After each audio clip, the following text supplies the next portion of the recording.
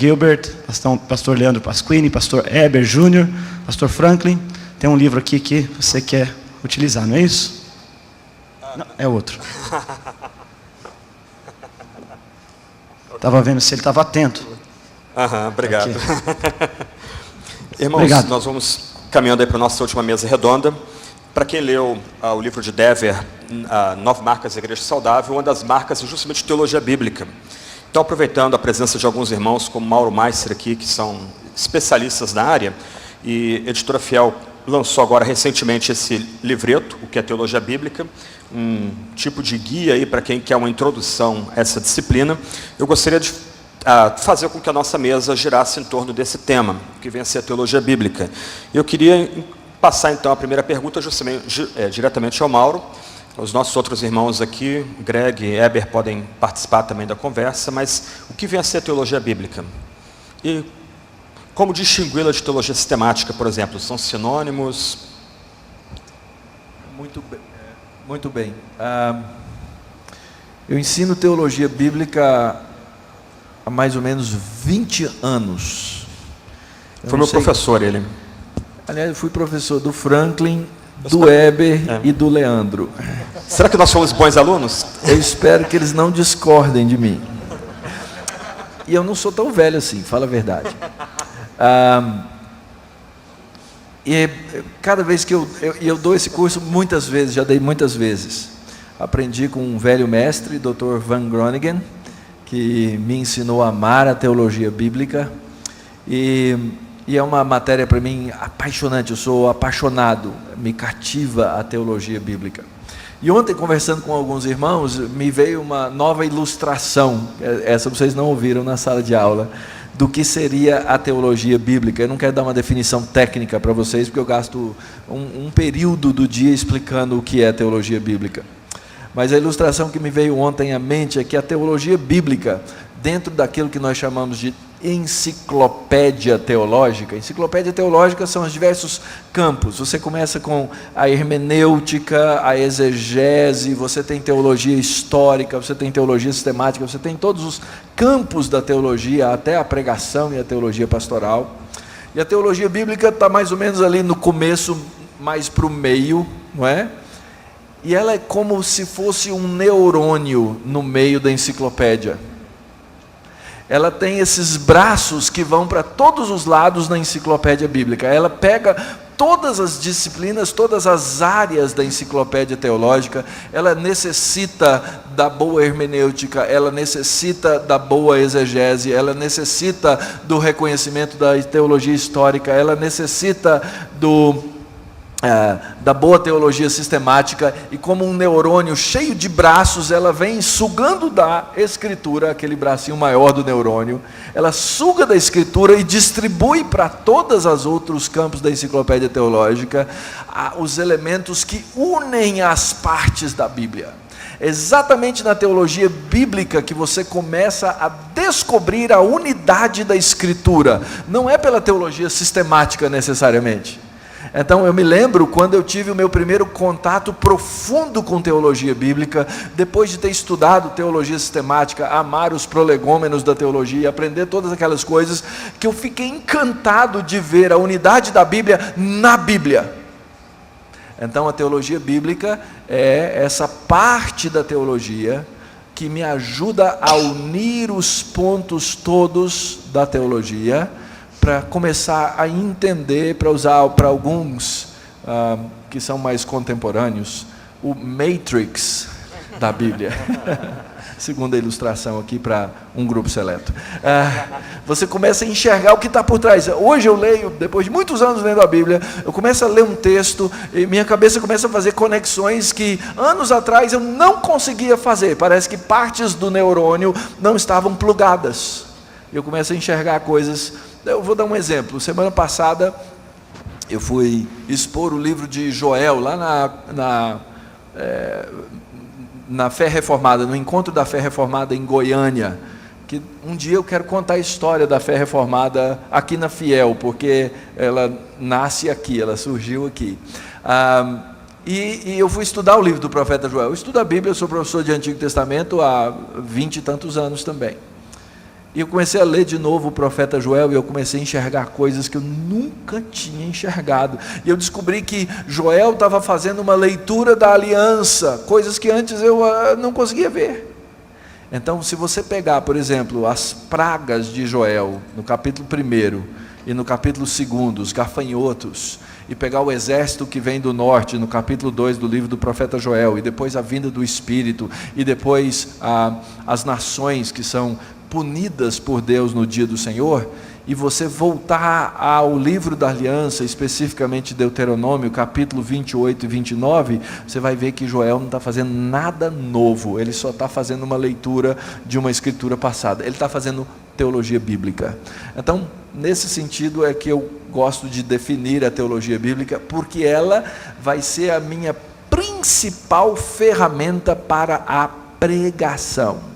Então, se você quer pregar expositivamente, com clareza, estude muita teologia bíblica. E aproveitando a pergunta então do Franklin, use a teologia sistemática como o seu quadro de conferência, para você saber se a sua teologia bíblica está andando no rumo certo, para ver se você não está descobrindo coisas na Bíblia que a Bíblia nunca disse pela sua teologia bíblica. Heber, Greg. Yeah, I use biblical theology Eu uso a teologia bíblica all the time in my preaching. toda hora quando estou preparando um sermão.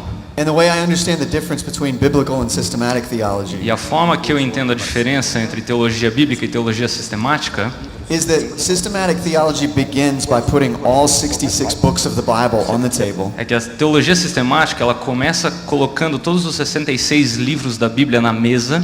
And then gathering up everything the Bible says from beginning to end about various heads of theological study. E ela começa a juntar todas as Topics of theology. ela começa a juntar todos os tópicos das quais a Bíblia coloca.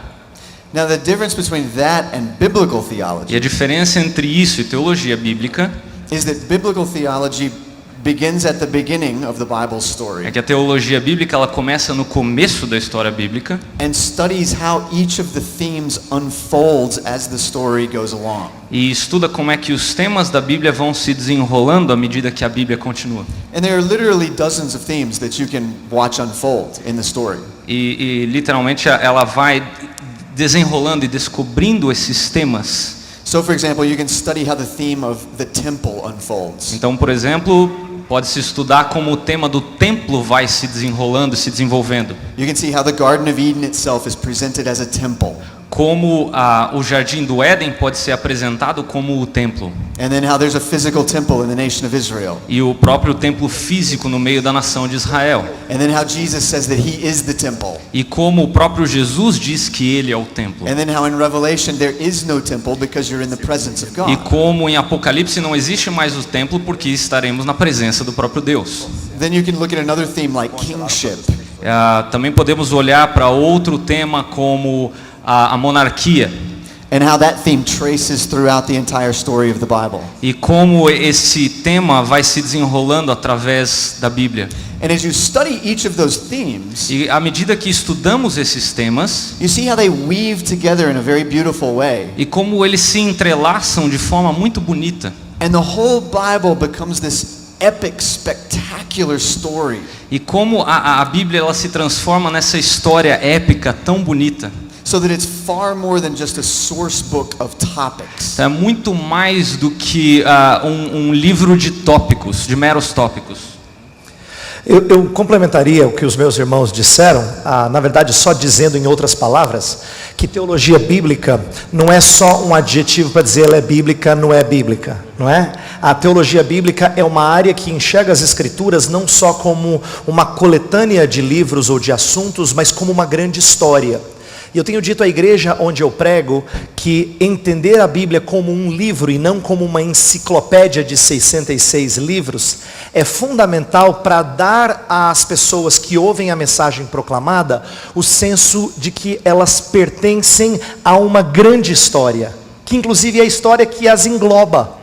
Então, algo que eu preguei recentemente na igreja onde eu tenho o privilégio de pastorear, é que ver a Bíblia como uma grande história, primeiro dá sentido a cada história pequena. É o primeiro ponto chave que eu tentei ensinar à igreja. Cada história pequena, como o Dr. Mauro já mencionou, acaba se encaixando em algo maior. E isso faz com que a escritura pareça mais bela, porque não é que eu gosto mais dessa parte ou daquela parte. Eu gosto da grande história. E vejo como cada parte contribui para o meu olhar da grande história. A segunda coisa importante que eu aprendi é que quando você entende a Bíblia como uma grande história, ela dá sentido à sua história. Porque não é que Deus entra na minha vida, eu aprendi com um grande pregador, mas é eu que entro na história dele. Não é ele que entra na minha história, sou eu que sou encaixada na grande história. Não é eu que sou encaixado nessa grande história. Então isso é glorioso. E em terceiro lugar, entender a Bíblia como uma grande história nos faz exaltar o Deus da história. Por quê? Porque tudo na Escritura caminha rumo a algo grande e glorioso que vai ter esse desfecho maravilhoso. Então, quando a gente fala da Escritura com essa unidade que os meus dois irmãos antecederam, é muito prático. Eu fiz essa observação final, porque eu não disse nada de muito diferente deles, mas para dizer assim que essas coisas não só são interessantes em termos teológicos, elas mudam a nossa cabeça, elas dão uma perspectiva nova de vida cristã. Quando um irmão te ouve pregar de forma a considerar a teologia bíblica, ele fica fascinado, porque ele nunca viu coisas que... Ele já está na igreja há 30 anos, mas ninguém nunca disse isso para ele. Né? E Deus usou você, e ele falou, pastor, obrigado, porque agora eu entendi. Que lindo isso. Então isso impacta profundamente quem está conhecendo essa palavra que foi pregada hoje de manhã, e esse Deus da palavra. Tá? Só uma recomendação final, Franklin me encorajou a fazer isso. Nós temos hoje, graças a Deus, vários autores que falam de teologia bíblica em português. Tá? Então assim, foi citado de manhã o Graham Goldsworthy, tem livros dele por diferentes editoras, né? Foi mencionado da Fiel, mas tem livros publicados pela Vida Nova também, pela Shed, não é? Nós temos também o Van Groningen, que foi professor do Dr. Mauro, que já está em português há bastante tempo, e foi um desbravador em língua portuguesa, impactou muita gente aqui. Nós temos o Gerhardus Voss, que é um nome super conhecido, e existem vários, Palmer Robertson, e vários outros nomes, agora o James Hamilton nesse livreto, vários nomes já em português que você pode ler e aprender a pregar de forma a recorrer a esse recurso. Tá? Então eu queria encorajar vocês que talvez não tiveram isso no seminário, que estudassem mais teologia bíblica. Que santo orgulho. Depois vocês podem procurar o Weber para relembrar os 3 pontos para pregar na igreja domingo. Aí quem está em crise, não sabe o que pregar domingo, pode conversar com ele depois. Eu tenho mais 2 perguntas, mas eu queria introduzir uma pergunta, a resposta bem rápida. E vocês 3 podem falar. De manhã foi recomendado o livro do Goldsworthy, foram citados outros livros aqui. Na hora que nós preparamos a pregação expositiva, então não basta apenas análise do texto. Ele tem que ser lido à luz da teologia bíblica para depois ser aplicado. É isso? Certamente. Vendo o Júnior falar, o Heber Júnior falar aqui, né? E a empolgação dele, eu fico empolgado. Só complementando uma coisa, sabe o que é um bom sermão? O bom sermão, a boa exposição não é aquela que no final você fica impressionado com o pregador. A boa exposição é aquela que quando termina, você fica impressionado com Deus e a palavra dele. Esse é o sermão, é isso que você tem que ouvir. Você tem que falar assim, uau, que negócio tremendo. Então, esse é o ponto. E então, você não vai estudar um texto. Para ser um pregador, que eu chamaria de completo, primeiro, isso eu acho que leva muitos anos. Quando eu saí do seminário, eu achava que eu pregava bem. Eu confesso. Era aquele orgulho que o Lehman falou aí e tal. Hoje, às vezes eu termino uma exposição da Bíblia, eu falo assim, meu Deus, se eu fosse membro da minha igreja, eu ia embora. Sinceramente, eu não ficava aqui. Mas a palavra de Deus faz coisas que eu aprendi que eu não sei fazer, eu não posso fazer. Mas eu tenho que colocar muito suor num sermão. E esse suor envolve, como disseram os nossos pais reformados, oração e trabalho. Eu fiquei impressionado com o Mark, que diz que ele trabalha umas 25 horas num sermão. Eu acho que lá no comecinho eu conseguia trabalhar isso. Hoje eu não tenho esse tempo. Eu vou ter que achar um dia de novo na semana para achar esse tempo todo. Mas o que acontece ao preparar um sermão é que essa construção do castelo teológico que a gente vai desenvolvendo ao longo dos anos, ela vai ajudando você a ler os textos da Bíblia. Então você não faz só a exegese, você chega lá, senta com o texto, faz a exegese, faz a análise das coisas, faz a análise literária do texto, mas aquilo vai se encaixando e se colando na sua teologia bíblica, e aquilo é o ponto que você tem para descobrir como você deve pregar. Eu vou dar um exemplo rápido. Quantos sermões você já ouviu sobre Davi e Golias? E quantas vezes esses sermões lhe desafiaram a diferentes coisas, porque eu já vi de várias versões, a vencer os seus gigantes. Geralmente alegóricos. Sim, alegorias, a vencer os seus gigantes, a escolher as suas pedras, a ter a sua funda, cada um né? E a gente fica o tempo inteiro, e o texto faz uma comparação natural entre Davi e Golias. Mas você já parou para pensar que a teologia bíblica natural do bloco do texto que está lá, ela exige que, na verdade, eu compare Davi com Saul? E essa é a moral da história? Esse é o texto principal. É um rei que não servia, e um rei que serve. E esse rei que serve aponta para Cristo. Aí você vai ver que os seus gigantes não são nada, porque os seus gigantes, você nem tem gigante, desculpa. E se você for para frente de um gigante, cara, você vai perder mesmo. E você pode pegar todas as pedras da autoajuda do mundo, e elas vão bater na testa do gigante e vão bater de volta na sua. Porque o gigante naquela época, sendo ele um filisteu, ele usava um capacete. Isso é interessante, isso é dado arqueológico. E ele usava um capacete que tinha uma ponta de aço em cima da testa. Uma ponta de metal em cima da testa.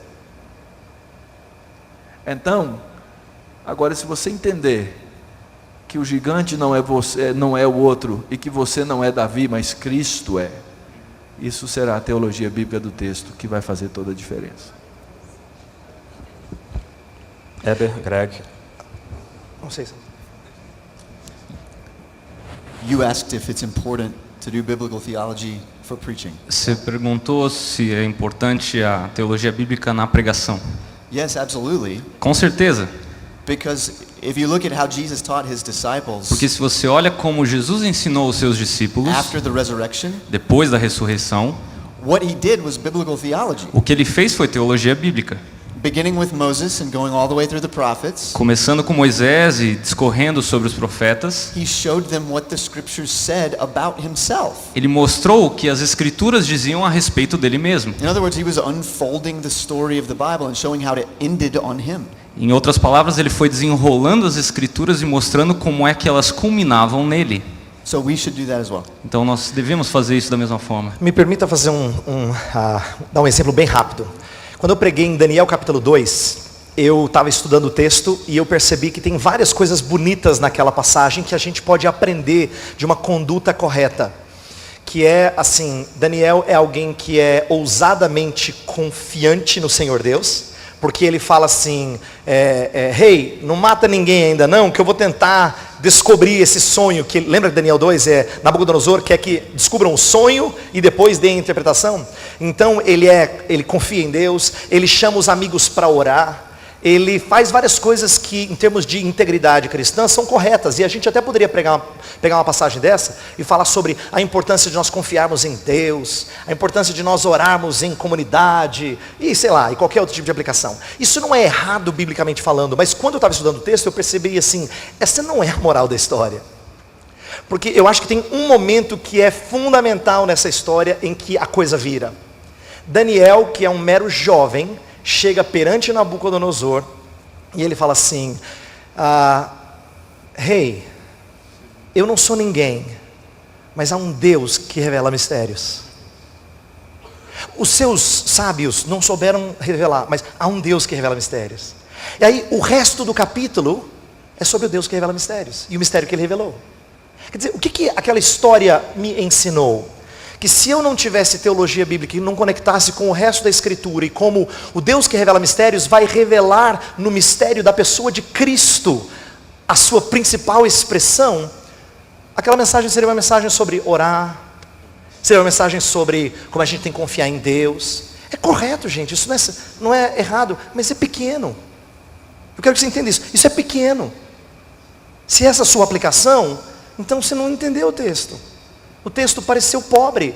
Alguém vai sair da igreja e vai dizer assim: boa a mensagem do pastor, boa. Eu já sabia o que ele ia falar, mas boa. Me perdoe, eu não quero que você se ofenda com o que eu estou dizendo. Não é errado encorajar o meu irmão a orar. Não é errado encorajar o meu irmão a ser ousado em nome do Senhor Deus. Mas isso não é o fantástico do texto. O fantástico do texto é apresentar o Deus que revela mistérios. É para isso que Daniel está ali. E o resto da história bíblica é sobre como Deus usa pessoas pequenas como Daniel para revelar mistérios. Olha que coisa diferente olhar para o texto assim. Então é claro que faz diferença. As pessoas são encaixadas numa história muito maior, como eu disse há pouco. Sem teologia bíblica, Daniel se torna grande. Isso. E nós queremos ser como Daniel. Com teologia bíblica, Daniel se torna pequeno e nós nos tornamos menores do que Daniel, mas nós temos alguém que é muito maior do que Daniel. Esse é o ponto. Essa é a teologia bíblica. Uma pergunta para Greg, e os outros irmãos podem interagir também. Por que a teologia bíblica é importante para a saúde da igreja? Por que professores de escola dominical e pastores devem estudar teologia bíblica? Well, I think the simple answer Eu creio que a resposta é simples, is because it points their eyes to Jesus Christ. porque aponta os seus olhos para Cristo. So rather than leaving the impression that Christianity is about a list of do's and don'ts, Então, ao invés de pensar que o cristianismo é uma lista de faça isso ou faça aquilo ou não faça aquilo, rather than leaving the impression that Christianity is about moralism, ao invés de pensar que o cristianismo é um moralismo, it teaches Christians to look to Jesus as Lord and Savior, ensina os cristãos a olhar para Cristo como Senhor e Salvador, as Son of God and King. como Filho de Deus e como Rei. And then it takes each one of those terms, Lord, Savior, God, King, E pega cada um desses termos, Senhor, Salvador, Rei e and it fills each of those terms with amazing meaning. e preenche cada um desses títulos com um fantástico significado. So that you don't stand in awe of your own ability to do this or not do this. Então você não fica dependendo da sua habilidade de fazer isso ou não fazer aquilo, But you stand in awe of Jesus' ability to do these things for you. mas você depende da habilidade de Deus em fazer isso por você. And as people stand more and more in awe of Jesus, E quanto mais as pessoas elas dependem de Jesus and less in awe of themselves, e menos de si mesmas, they learn to love Jesus more, elas aprendem a amar mais a Jesus. and that's how they mature into healthy church members. E assim que os membros vão crescendo em maturidade enquanto membros da igreja. Exatamente isso. E aí eu vejo que a pregação com a teologia bíblica, ela tem vários papéis. A pregação, ela tem um sentido no qual ela deve ser desafiadora, ela tem que desafiar as pessoas à mudança, e não uma mudança moralista, mas voltarem-se a Cristo. O sermão bíblico, exegético, expositivo, ele ensina isso na hora. Eu costumo dizer que crente nenhum vai para a igreja levando debaixo do braço a confissão de fé ou o livro de teologia sistemática. Não, ele leva a Bíblia. Ele tem que aprender a ler a Bíblia com o seu pastor no púlpito. Então esse é um ponto. Então no sermão expositivo eu ensino o crente a ler a Bíblia. Ele é desafiado pela Bíblia, ele aprende com a Bíblia, e a minha esperança como pastor é que ele volte para casa com a sua Bíblia, ele abra naquele texto, ele comece a enxergar de novo aquelas coisas que foram bíblico-teologicamente explicadas para ele, ou seja, ele tem o desafio, ele tem uma didática, o sermão expositivo bíblico-teológico, ele é pedagógico, ele ensina o crente a ler a Bíblia. Então, nesse sentido, é que é tão fundamental termos isso. Eu quero fazer um desafio, vocês estão aqui banhados de boa literatura bíblico-teológica. Então, primeiro, vocês vão ter que adquirir esses livros, façam isso. Segundo, leiam esses livros, não adianta. Eu tenho uma biblioteca com mais de 5.000 livros.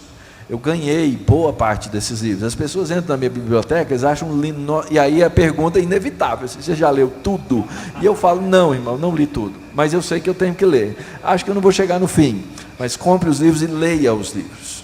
Terceiro, existem hoje muitos cursos que você pode fazer e pastores não podem parar de estudar.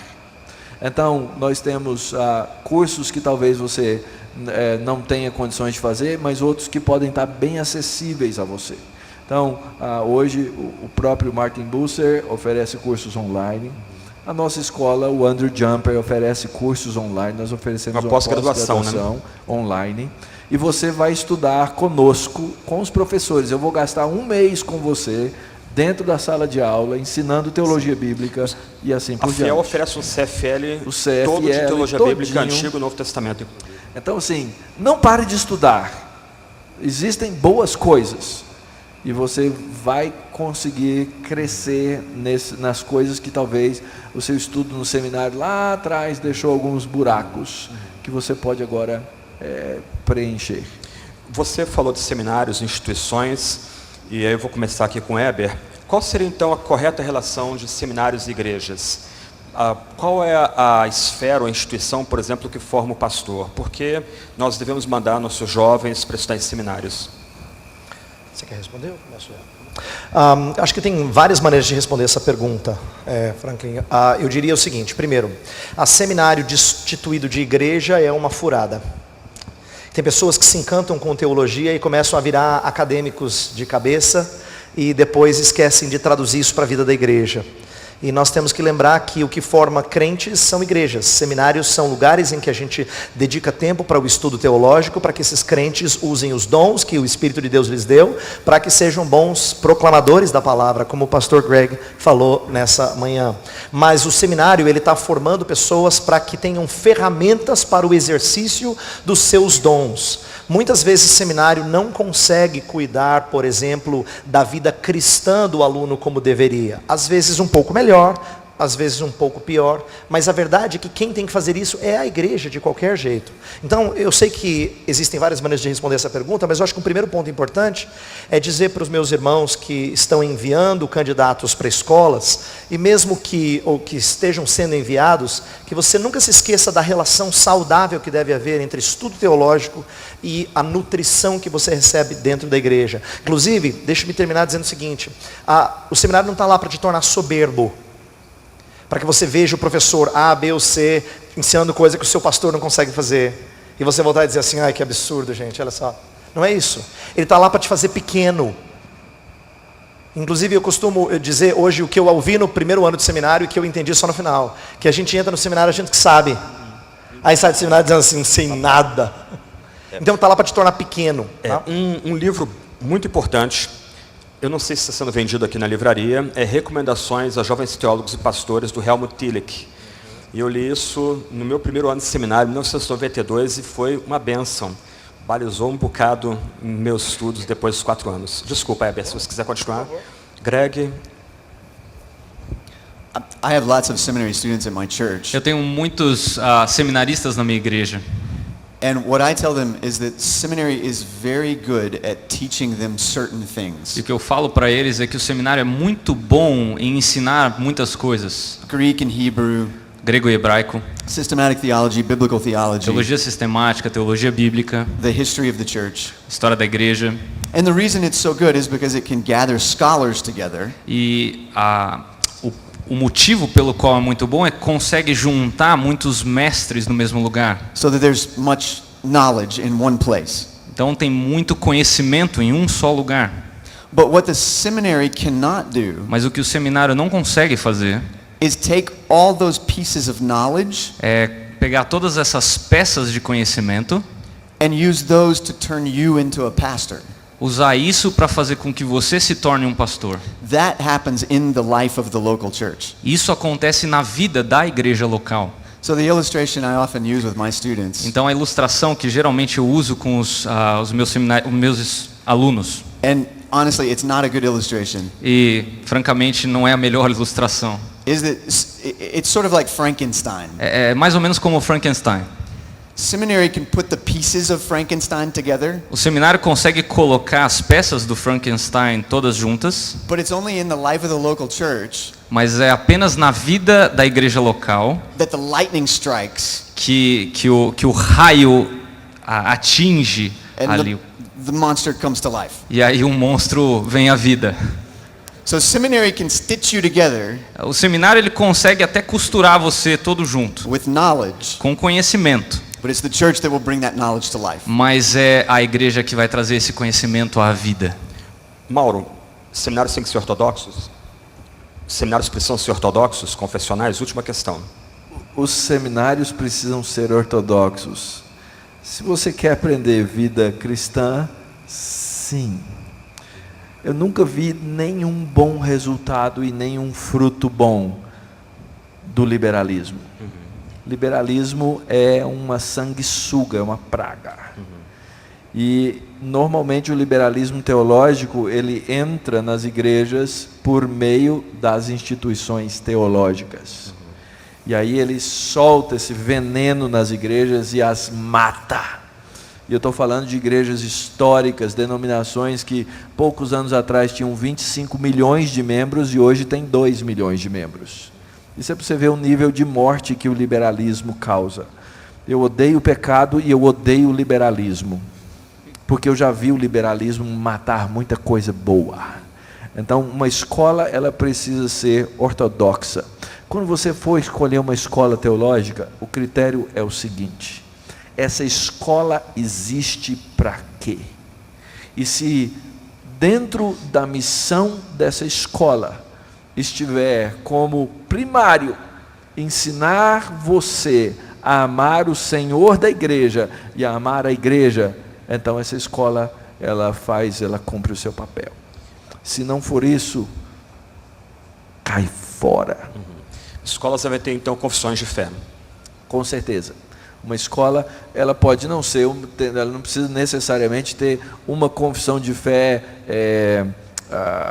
específica. Não estou dizendo só vá para uma escola presbiteriana, porque eu sou presbiteriano, ou assim por diante. Mas se você está aqui, obviamente você tem um interesse pela fé reformada. Então eu diria, você está procurando uma escola teológica, procure uma escola que tenha uma confissão que vai adicionar aquilo que você já entende. E que os professores estejam debaixo daquele...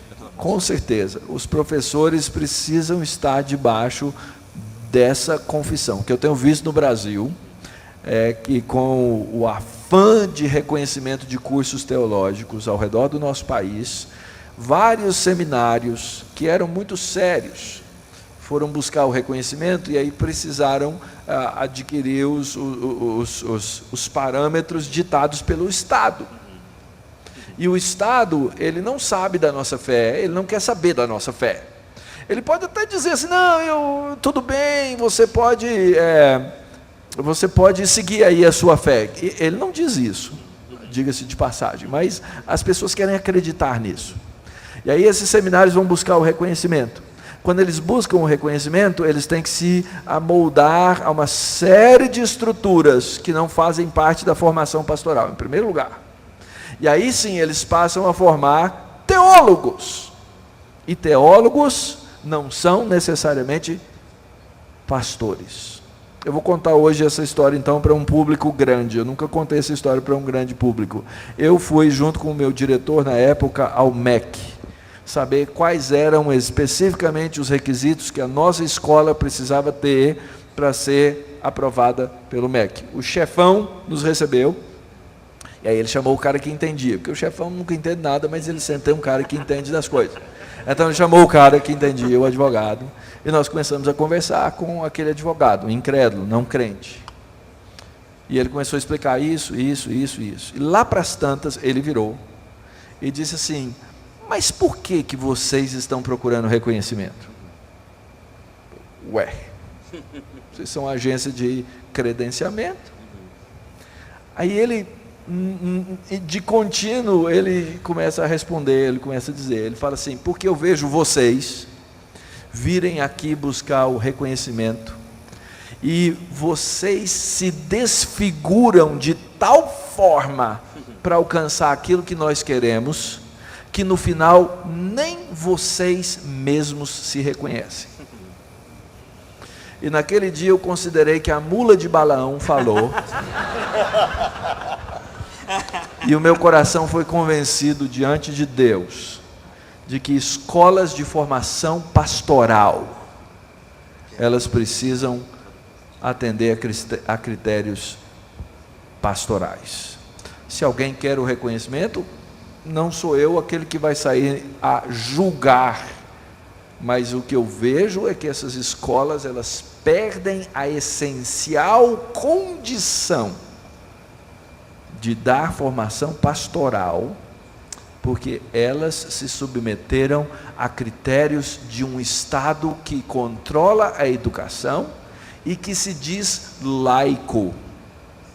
E que na nossa laicidade nós enxergamos um embutido, a laicidade não significa isso, mas embutido, um anticristianismo e até um ateísmo. Então eu tenho minhas próprias convicções a esse respeito. Obrigado, irmãos, obrigado. Vou pedir para o Leandro orar para a gente e nós estamos despedidos para almoçar. Senhor nosso Deus, nós agradecemos ao Senhor pelo tempo que tivemos nessa manhã, pelo alimento que recebemos, e nós pedimos ao Senhor que não seja mais uma manhã de palestras, que não sejam mais 2 palestras que ouvimos e uma mesa redonda, mas que seja algo que transforma o nosso coração, algo que venha de encontro às necessidades do ministério que cada um aqui enfrenta, e que nós possamos voltar para as nossas igrejas, motivados a trabalhar, a fazer o seu nome ser exaltado, que nós cada vez mais diminuamos e o seu nome cada vez mais cresça.